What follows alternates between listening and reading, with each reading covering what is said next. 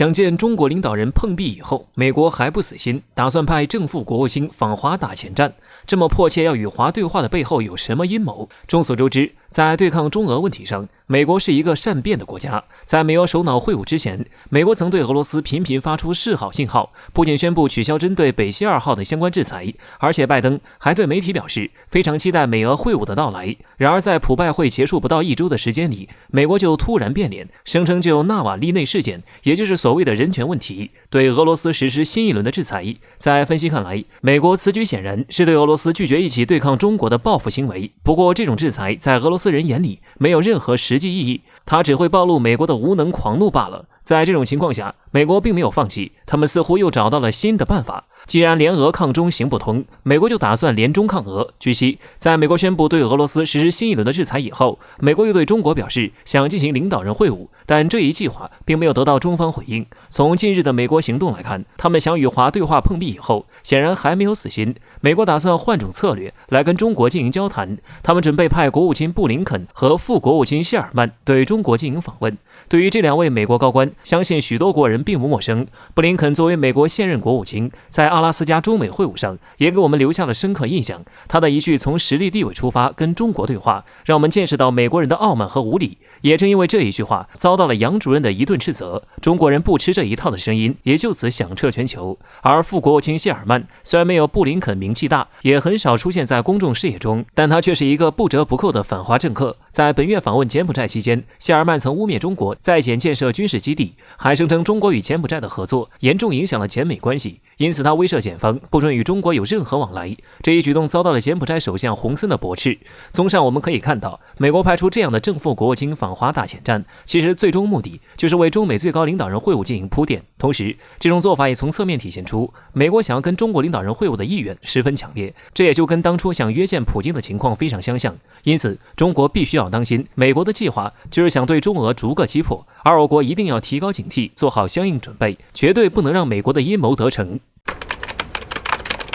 南美洲一直被外界看作是美国的后花园，就如同墨西哥一样，被戏称为离天堂太远，离美国太近。即便自然资源丰富，可经济、政治却全部活在美国的阴影中。最近就有消息指出，美国疑似正在南美整肃后院。在6月25号，南美中部国家哥伦比亚的官方对外证实，该国领导人杜克总统、随行的国防部长、内政部长以及北桑坦德省省长，在乘坐直升机飞越该国北桑坦德省的卡塔通博地区时，遭到武装袭击，行凶者持枪疯狂扫射。这一危急状况让飞行员不得不紧急降落在就近的城市库库塔地区。也在当天，英国媒体路透社证实，该国核心领导层乘坐的直升机机身有多处弹孔。在事发的1天后，哥伦比亚总统府对外声明，遭遇武装袭击的核心领导层已经被确认安全，并没有遭受太大伤害。而该国总统杜克还对外指责袭击者称，这是一次懦弱的袭击。不过，就在外界惊讶于一国核心领导层居然会遭遇这种袭击的时候，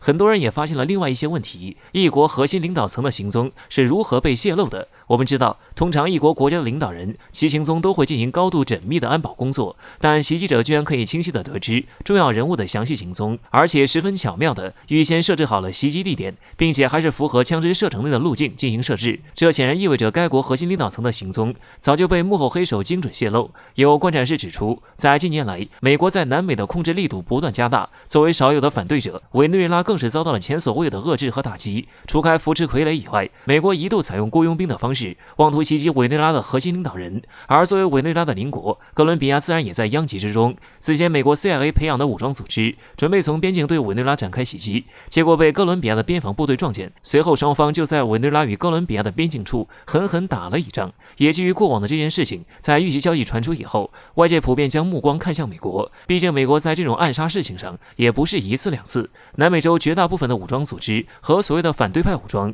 都和美国的 CIA 有着不清不楚的父子关系，而 CIA 也逐渐在其中获得巨额利益，甚至逐渐在美国的政治中也有些许的自成一派倾向。分析认为，当前局势下，美国国内社会混乱，对外又需要时刻针对中国和俄罗斯，台海地区局势又分外紧张，这种敏感形势下，美国想要出手整肃自己的后花园，确保有一个听话的殖民地，并不是什么难以想象的事情。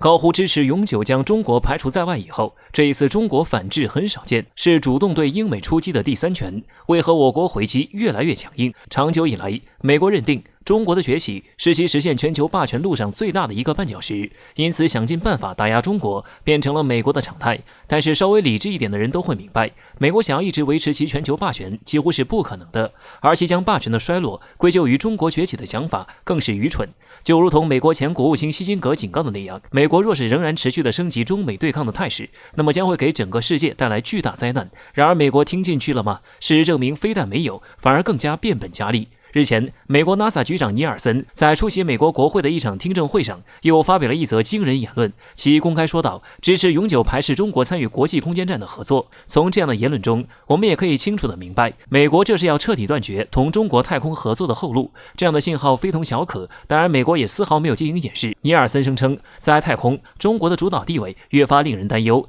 你允许美国将不再是第一的事情发生吗？显然，在渲染中国威胁论的同时，也将美国的对抗决心展露无遗。除此以外，美国更是拉上其盟友，一道在国际上掀起一阵挑衅中国的狂潮。目前最典型的就是美国的忠实小弟英国，跟随美国在印太的步伐，即将派遣航母战斗群来中国海域周边进行军事挑衅活动。在看到这样的局面以后，中国还能坐视不管吗？日前，中国直接点名批评英国，强调中国坚定支持阿根廷对主权的正当要求。乍一看，这似乎跟中国反制英美挑衅没有多大关系，但是分析人士随后就指出中国这一举动背后暗藏的深层含义。细心的观察人士指出，中国主动声援别国在主权上的做法十分罕见，这一声援的意义不亚于中国接了澳大利亚战争罪行以及加拿大种族灭绝罪行的意义。因此，从这一层面来说，这是中国主动向英美国家主动挥出的第三大重拳。不难发现，现如今中国在国际上的姿态已经越发的趋于强硬，其中很大的原因跟美国等西方国家挑衅的姿态有很大的关系。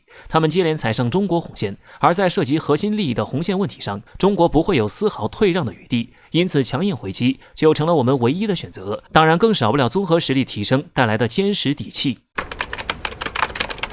不准同中国开战，美军弱点随即被挖出，战时猛攻一地，可令美军舰全面瘫痪。日本人当年不敢做的事情，现在由解放军来。与以往舆论腔调不同的是，此前美军一直在高呼中美战争风险，甚至还频繁做出引战举动。但是为何现如今美军一反常态，突然呼吁禁止同中国开战呢？美军高级将领米利将军对此解释称，这场与中国潜在的冲突对于美国而言将是一个巨大的挑战，其所造成的经济代价或许是美国难以承受的。但是这样的解释似乎并不是止战的主要原因。细数美国之前对抗中国的手段可知，美国为遏制中国简直是无所不用其极。如今会因为战争所造成的经济代价就放弃战争念头吗？很显然不会。那么更主要的原因究竟是什么呢？随后美国陆军军官兼分析师约翰·鲍瑟就挖出了真相，其表示美国海军在亚太同中国作战过程中将面临重大问题，而目前这一致命缺陷并未得到美军的重视。具体来说，约翰认为一旦战时，美国海军的舰艇可能会随时陷入全面瘫痪中，